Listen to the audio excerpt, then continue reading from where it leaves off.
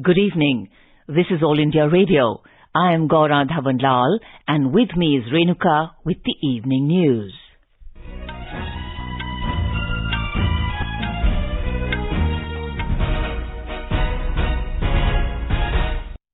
The headlines. Prime Minister Narendra Modi inaugurates Biplobi Bharat Gallery at Victoria Memorial Hall, Kolkata. Says every child takes inspiration from the story of sacrifice of Amar Shahid Bhagat Singh, Rajguru and Sukhdev. Prime Minister expresses grief on violent incident in Birbhum, West Bengal. Assures state government of all possible help to nab the culprits behind this heinous crime. Pushkar Singh Dhami sworn in as Uttarakhand Chief Minister for second term. India scripts history by achieving highest ever goods export target of $400 billion within a single year, says Commerce and Industry Minister Piyush Goyal. Finance Minister Nirmala Sitharaman says new industrial policy and investment proposals to create employment in Jammu and Kashmir.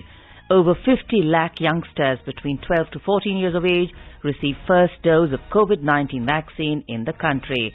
Asia's largest civil aviation event, Wings India 2022, to start in Hyderabad tomorrow.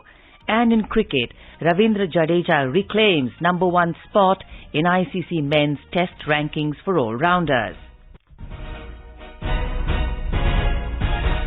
As we begin the bulletin, we appeal to our listeners to stay safe from COVID-19 by following these 4 simple steps. Get fully vaccinated, wear a face mask, maintain 2 gaz ki duri for social distancing, and focus on hand and face hygiene. And now, the news in detail.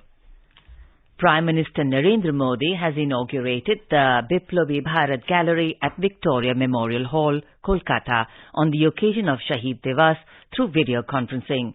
Remembering the great patriots of the country, the Prime Minister said, every child will take inspiration from the stories of sacrifice of Amar Shahid Bhagat Singh, Rajguru and Sukhdev.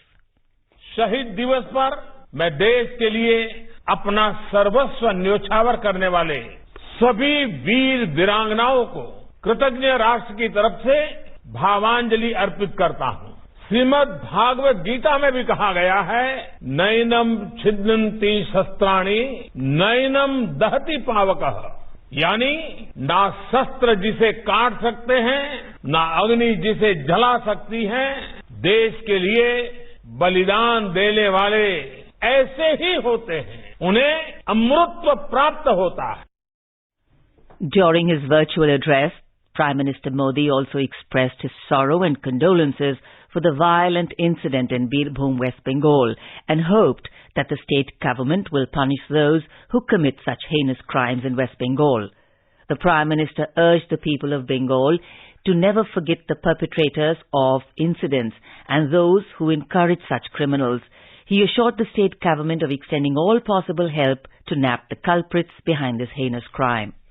केंद्र सरकार की तरफ से मैं राज्य को इस बात के लिए भी आश्वस्त करता हूं कि अपराधियों को जल्द से जल्द सजा दिलवाने में जो भी मदद वो चाहेगी, भारत सरकार मुहैया कराई जाएगी. The Biplobi Bharat Gallery depicts the political and intellectual backdrop that triggered the revolutionary movement. It showcases the birth of the revolutionary movement, the formation of significant associations by revolutionary leaders, the spread of the movement, the formation of the Indian National Army, the contribution of the naval mutiny, among others. In Uttarakhand, Governor Gurmeet Singh administered the oath of office and secrecy to the new Chief Minister, Pushkar Singh Dhami, for a second term in a grand ceremony in Dehradun today. Along with Mr. Dhami, 8 of his cabinet colleagues were also administered the oath by the governor. They include Satpal Maharaj, Ganesh Joshi, Prem Chand Agarwal, Dhan Singh Rawat, Subodh Unial, Rekha Arya, Chandan Ramdas and Saurabh Bahuguna. Prem Chand Agarwal was the Speaker in the last Legislative Assembly, while Chandan Ramdas and Saurabh Bahuguna are new faces in the cabinet. Our Dehradun correspondent reports that around 20,000 people attended the ceremony today. Mr. Dhami is the 12th Chief Minister of the state. This is the first time in the 22-year-old history of the state that a party has come back to power. In the new Dhami cabinet, Mr. Premchand Agrawal was the speaker in the last legislative assembly, while Chandan Ram Das and Saurabh Bahuguna are the new faces in the cabinet. All other cabinet ministers have been repeated. Around 20,000 people attended the ceremony today, including party workers, MPs, MLAs, statehood movement activists, intellectuals and saints. The oath-taking ceremony of the Dhami cabinet was witnessed across the state through live streaming. Agvesh Pandey, AIR News, Dehradun. In Uttar Pradesh, senior BJP leader and MLA from Mankapur in Gonda district, Ramapati Shastri, has been appointed as the pro-tem speaker. He will administer oaths to newly elected MLAs. Meanwhile, preparations are in the final stage for the oath-taking ceremony of the BJP government in the state, which is scheduled to take place on 25th of March at the Atal Bihari Vajpayee Ekana Stadium, Lucknow.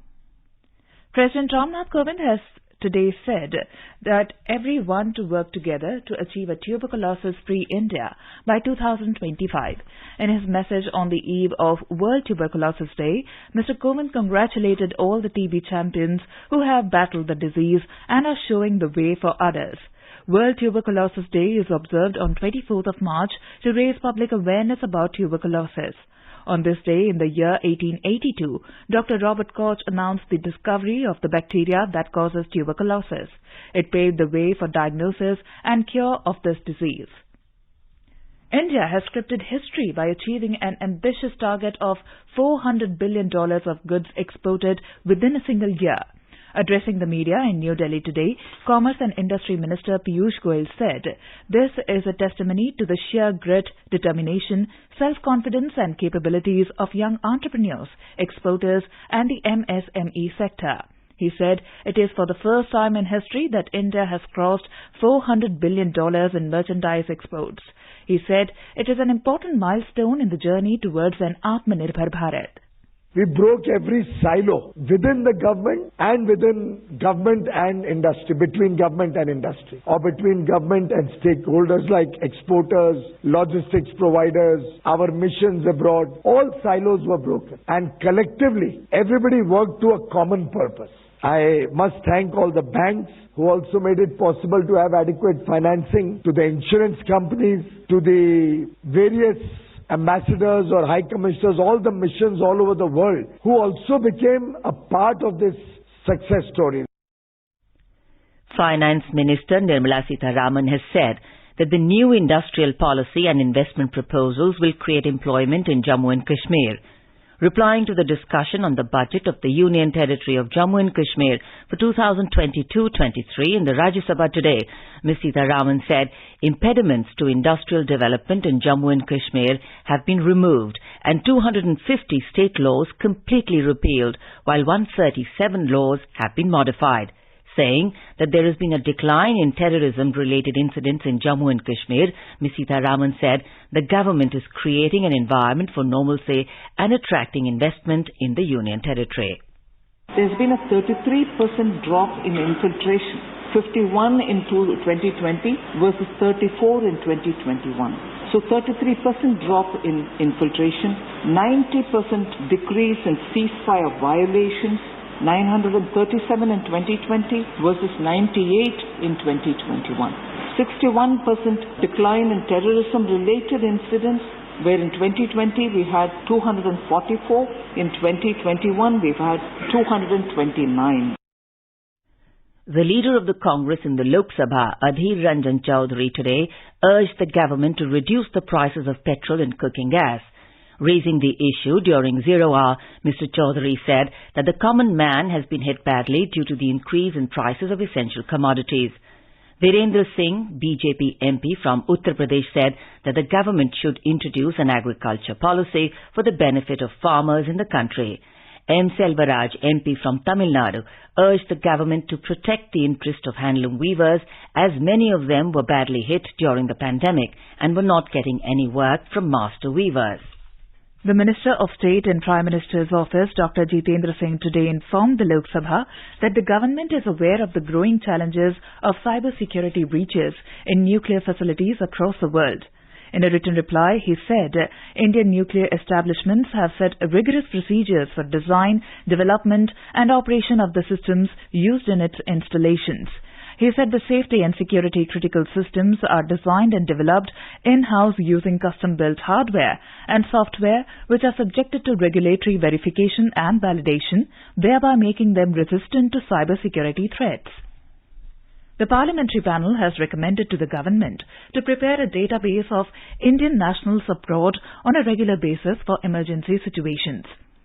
The Committee on External Affairs, headed by P.P. Chaudhary of the BJP, tabled its report in the Parliament today. The committee said that a standard operating procedure for evacuation of Indian nationals stranded in exigencies must also be chalked out, and the same should be made available at all Indian missions and posts abroad. All fee plazas on national highways are equipped with the FASTag system in the country, except a few of those stretches with extremely low traffic. This information was given by Road Transport and Highways Minister Nitin Gadkari in a written reply in the Rajya Sabha today. He said 816 fee plazas are operational on national highways across the country. Mr. Gadkari said the revenue generated through user fees is collected by user fee collection agencies, UFCAs, appointed through bidding in respect of public-funded fee plazas. He said the contract is deposited by the UFCA into the National Highways Authority of India's account, which is then transferred to the Consolidated Fund of India. Thereafter, the revenue accumulated in the Consolidated Fund of India is allocated according to the budget announcement. Road Transport and Highways Minister Nitin Gadkari has said that the number of electric vehicles in the country was over 10,60,000 till the 19th of this month, and 1,742 public charging stations were operational in the country. In a written reply in the Rajya Sabha today, Mr. Gadkari said electric charging stations are to be provided by the developer on national highways as a part of Wayside Amenities, WSAs. He said the National Highways Authority of India, NHAI, has already awarded 39 such facilities for development. The minister said the Heavy Industries Ministry had invited proposals from government organizations, public sector undertakings, government discoms, oil public sector undertakings and similar other public or private entities to build and operate public EV charging infrastructure on expressways and national highways under the FAME India scheme, Phase 2, for highways and expressways. Under the Digital India program, the Ministry of Panchayati Raj is implementing E-Panchayat Mission Mode project MMP with the aim to transform the functioning of Panchayati Raj institutions, making them more transparent, accountable and effective.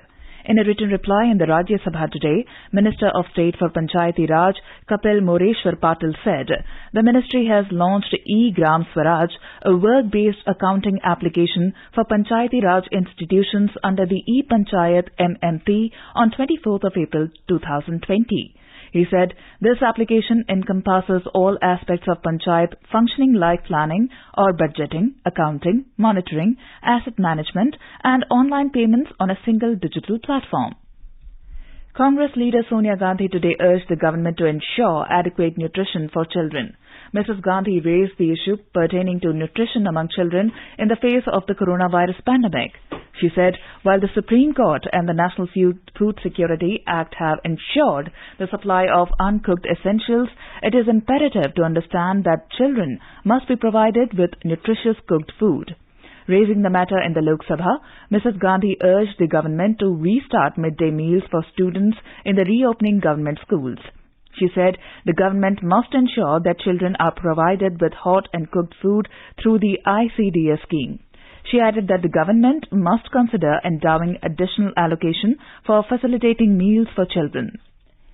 Over 50 lakh youngsters between 12 to 14 years of age have received their first dose of COVID vaccine in the country.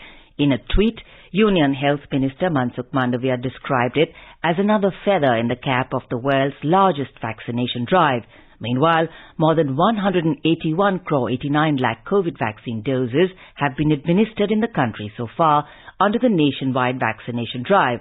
The Health Ministry said more than 30 lakh 53,000 doses were administered in the last 24 hours. India's active caseload currently stands at 23,087, which is 0.05%. The recovery rate is currently at 98.75%. Health Minister Mansukh Mandaviya today inspected India's first mobile biosafety 03 lab manufactured by the Indian Council of Medical Research in Delhi. In a tweet, Mr. Mandaviya said the mobile lab is capable of testing for viral infections. He said this will help in preventing viral infections in the future. Minister of State for Health Bharati Pawar was also present on the occasion.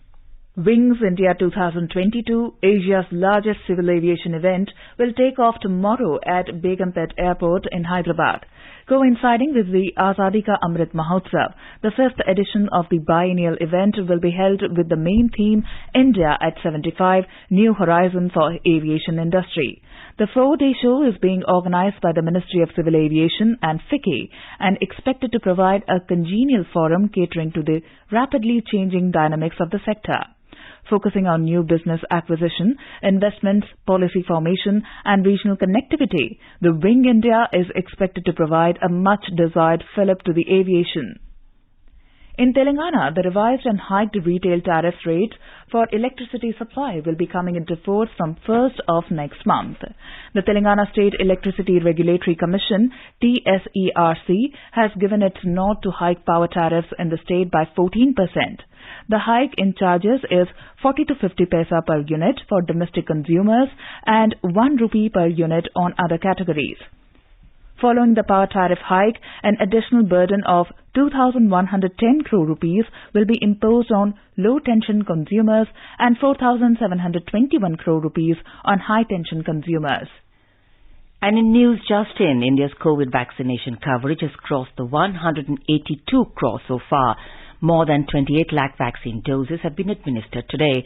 More than 69 lakh vaccine doses have been administered to 12 to 14 years age group so far. You are listening to the evening news on All India Radio. For quick news updates round the clock, follow us on Twitter handle at AIR News Alerts. Showcase your talent and win exciting cash prizes and merchandise. Participate now in the Election Commission of India's National Voter Awareness Contest. Log on to voterawarenesscontest.in to participate in the poster, song, video, slogan and quiz contest. Send your entries to voter-contest@eci.gov.in before 31st March.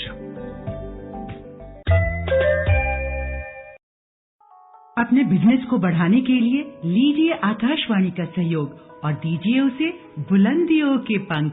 आपका business local है या राष्ट्रीय, आकाशवाणी देती है उपभोक्ताओं तक पहुंचने का हर विकल्प। और अब तो आप घर, दफ्तर या दुकान पर बैठे बैठे कर सकते हैं आकाशवाणी के किसी भी केंद्र के लिए विज्ञापनों की बुकिंग। आकाशवाणी के विभिन्न चैनलों पर विज्ञापन देना सुलभ और सस्ता। बुकिंग है तो संपर्क करें 8700014242 पर। 8700014242। Welcome back to the evening news from All India Radio. Here is a review of the proceedings in Parliament today. First, from the Rajya Sabha. The writer is Rajesh Ahuja of UNI. The Rajya Sabha today returned the budget of the Union Territory of Jammu and Kashmir for 2022-23 and the relevant appropriation bill to the Lok Sabha. Responding to the discussion, Finance Minister Nirmala Sitharaman said that post the abrogation of Article 370, several unnecessary laws were removed. On the opposition questioning whether investment is coming to Jammu and Kashmir, she said a delegation of the Gulf Cooperation Council is in Jammu and Kashmir to look into the possibilities of investment in the state. She said that 100% COVID vaccination of all eligible people has been achieved in Jammu and Kashmir. The minister said following the abrogation of Article 370, there has been a 33% drop in infiltration from across the border and a decrease in ceasefire violations. She said that the capital expenditure under several heads has been increased in the budget. The minister said that over 1,89,000 youth had been provided jobs under the employment scheme. The proceedings of the House began with the chairman M. Venkaiah Naidu making a reference on the occasion of the Martyrdom Day of freedom fighters Bhagat Singh, Sukhdev and Rajguru. He said they not only freed the country from the fetters of colonialism, but also envisioned a just and equitable society. The heroic trio have become immortal for all times for their spirit of sacrifice and patriotism, he added. Later, members observed a brief silence in memory of the martyrs. The opposition members protested the rejection of their notices for a discussion on the hike of fuel prices, with some of them walking into the well of the House shouting slogans against the government. The chairman then adjourned the House till noon. After the passage of the Jammu and Kashmir appropriation bills, the House took up a discussion on the working of the Ministry of Railways. Ashok Vajpayee of the BJP, Mallikarjun Kharge of the Congress, Ms. Kanimori of the DMK, Ayodhya Rami Reddy of YSR Congress, M. Thambidurai of the AIADMK, V. Muralidharan of the BJP, Ramnath Thakur of JDU, and Fauzia Khan of the NCP also participated in the discussion. The discussion remained inconclusive. And now a review of proceedings in the Lok Sabha. Writer is Kumar Rakesh of PTI. Civil Aviation Minister Jyotiraditya Scindia today said the airline sector is on a revival mode with 3.82 lakh passengers travelling daily by airlines in the last 7 days and hope that the total passenger traffic would rise to 40 crore by 2023-24. The number of air passengers was 14.50 crore in 2018-19. The traffic fell to 8.38 crore in 2021 due to the COVID-19 pandemic, he said.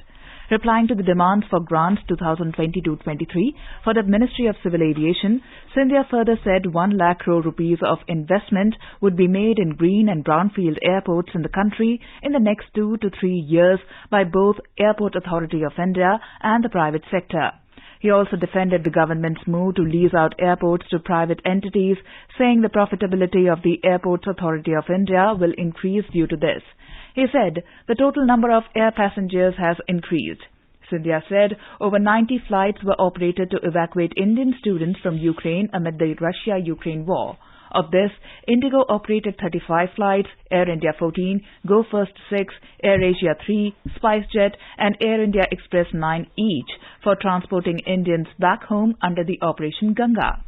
Scindia said the decision to merge two airlines with completely different work cultures, purchase of 111 aircraft, liberalization of bilateral rights when Indian air carriers did not have the capacity to fulfill, it pushed Air India to post a daily loss of 20 crore rupees. The Lok Sabha has taken up discussion on demand for grants under the Ministry of Commerce and Industry. Participating in the discussion, Shiv Kumar Udasi of BJP said the COVID pandemic and the war in Ukraine have caused a setback to the short-term goals of the NDA government, but it is on track to achieve the long-term vision of economic prosperity of the country. Among others, Anto Antony and Suresh Kodinkunil of Congress, Sudeep Bandyopadhyay of TMC, P.V. Mithun Reddy of YSRCP and Nishikant Dubey of BJP also participated in the debate, which remained inclusive till the writing of the script. Opposition members had earlier disrupted the House over hike in fuel prices and the Lok Sabha was adjourned for 20 minutes. As the question hour began, members from the Congress, DMK, TMC and other parties stormed the well of the House, raising slogans. Members from the TRS, BSP and SP also joined the protest from their seats. Amid the uproar, Speaker Om Birla repeatedly urged the members to go back to their seats and allow the House to function. With opposition refusing to relent, he adjourned the proceedings till 12 noon. However, the unrelenting opposition continued their protest in the well of the House. The House also paid glowing tributes to revolutionary freedom fighters Bhagat Singh, Rajguru and Sukhdev, with Speaker Om Birla saying their sacrifices will be remembered by the country forever. Speaker Om Birla informed the House that the resignations of Samajwadi Party Chief Akhilesh Yadav and Senior Party Leader Mohammad Azam Khan as members of the Lok Sabha have been accepted. Making a zero-hour mention, Congress President Sonia Gandhi today urged the centre to restart the midday meal scheme in schools, which was discontinued during the COVID-19 pandemic. BJP member from West Bengal urged the centre today to use constitutional provisions to intervene in the state, alleging in the Lok Sabha that the deaths of 8 people after their houses were set ablaze in Birbhum district show that law and order has collapsed under the rule of Trinamool Congress. Rebutting the allegations, Trinamool Congress leader Sudeep Bandyopadhyay said whatever happened in Birbhum had nothing to do with any political fight and noted that around 20 people have been arrested by the state police in connection with the incident. That's all in Parliament Review. The second inter-ministerial meeting to discuss the celebration of the International Day of Yoga 2022 was held in New Delhi today. Several union ministers attended the meeting and gave information about the activities being carried out by their ministries to create awareness about the International Day of Yoga and suggestions to enhance outreach. The meeting was organized with the aim of making the International Day of Yoga on 21st June a success. India's national cricket team's spin bowling all-rounder Ravindra Jadeja has reclaimed the #1 spot in the ICC men's test rankings for all-rounders. The 33-year-old Indian all-rounder Jadeja was in sensational form in the recently concluded two-match test series against the Dimuth Karunaratne-led Sri Lanka national cricket team. Ravindra Jadeja leapfrogged the star West Indies fast-bowling all-rounder Jason Holder to attain the #1 spot. Now, Ravindra Jadeja has 385 rating points and Jason Holder has slipped to the second spot after his ordinary run and has 357 rating points in his bag. The Sensex today fell more than 0.5% even as cues from global share markets were positive. The BSE Sensex closed below 50,700 points while the NSE Nifty settled below 17,250 level. A report from the Business World. The Sensex declined 304 points, closed at 57,685. The Nifty also slipped 70 points to finish at 17,246. The rupee weakened 12 paise against the US dollar. The domestic currency closed at 76 rupees and 30 paise per dollar amid rise in dollar. Gold was trading at 51,610 rupees per 10 grams.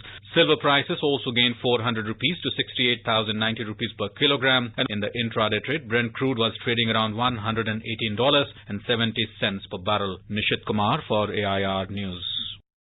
German Chancellor Olaf Scholz has reiterated that his country will not support a no-fly zone over Ukraine or send troops to intervene in the war launched by Russia. Scholz told German lawmakers that NATO will not become a party to the war. Germans are in agreement on this with the European allies and the United States. Scholz further said that Germany would not support a boycott of Russian oil, coal and gas, but is seeking to wean itself off those imports by seeking out other suppliers and ramping up the use of renewable energy. And now let's take a look at the weather forecast for tomorrow. The national capital Delhi is likely to have mainly clear skies. The temperature will vary between 21 and 36 degrees Celsius. Mumbai will have mainly clear sky, becoming partly cloudy towards the afternoon or evening. Chennai is likely to have generally cloudy sky with light rain. Kolkata will have partly cloudy sky with the possibility of the development of thunder and lightning. Srinagar will have partly cloudy skies with 1 or 2 spells of rain or thunder showers. Jammu will have partly cloudy skies. The minimum temperature will be 18 degrees Celsius while the maximum will be around 32 degrees. Leh is likely to have generally cloudy skies with the possibility of rain or thunderstorm or dust storm. Gilgit will have generally cloudy skies with the possibility of rain or thunderstorm or dust storm. Muzaffarabad will have partly cloudy skies becoming generally cloudy towards the afternoon, evening or night. Bengaluru will have partly cloudy skies with 1 or 2 spells of rain or thunder showers. Guwahati will have generally cloudy skies with light rain. Imphal will have partly cloudy skies. Kohima will have partly cloudy skies and Itanagar will have rain or thunder showers. And now before we close the headlines once again, Prime Minister Narendra Modi inaugurates Biplobi Bharat Gallery at Victoria Memorial Hall, Kolkata, says every child takes inspiration from story of sacrifice of Amar Shaheed Bhagat Singh, Rajguru and Sukhdev. Prime Minister expresses grief on violent incident in Birbhum, West Bengal, assures state government of all possible help to nab culprits behind this heinous crime. Pushkar Singh Dhami sworn in as Uttarakhand Chief Minister for second term. India scripts history by achieving highest ever goods export target of $400 billion within a single year, says Commerce and Industry Minister Piyush Goyal. Finance Minister Nirmala Sitharaman says new industrial policy and investment proposals to create employment in Jammu and Kashmir. Over 69 lakh youngsters between 12 to 14 years of age received first dose of COVID-19 vaccine in the country. Asia's largest civil aviation event, Wings India 2022, to start in Hyderabad tomorrow. And in cricket, Ravindra Jadeja reclaims #1 spot in ICC men's test rankings for all-rounders. And with that, we end the evening news. Good night.